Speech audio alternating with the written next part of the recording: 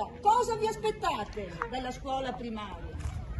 Vediamo chi vuole parlare. Tu vuoi solo scrivere a Babbo Natale? Da solo. Bene, primo obiettivo, scrivere a Babbo Natale. Qualcun altro? Qualcun altro? Imparare i numeri. Parole i numeri? Oh! 200. E questo?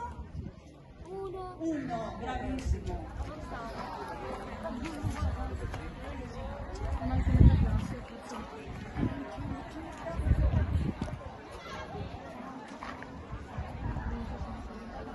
Seconda D.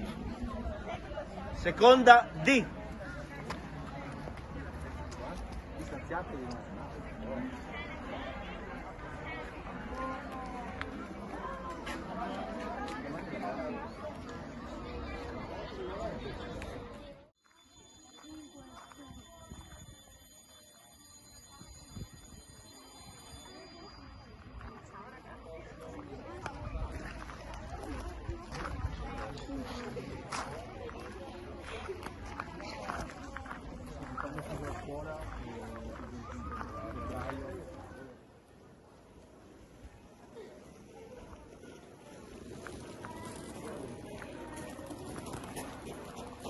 Interrogati ragazzi come sempre.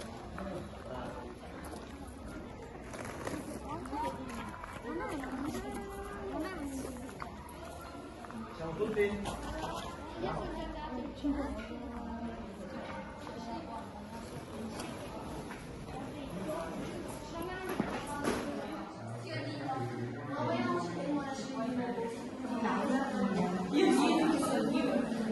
Vabbè, ho una amicissima, così, aiuta questa crescita,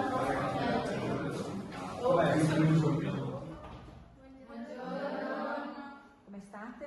Bene. Contenti di rientrare? Sì. Abbastanza? Sì.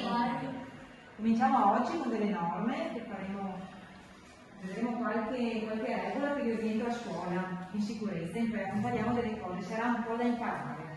L'ambiente scolastico sicuramente è diverso dall'ambiente che ci circonda e diciamo dentro una struttura, per cui cercheremo di capire alcune regole.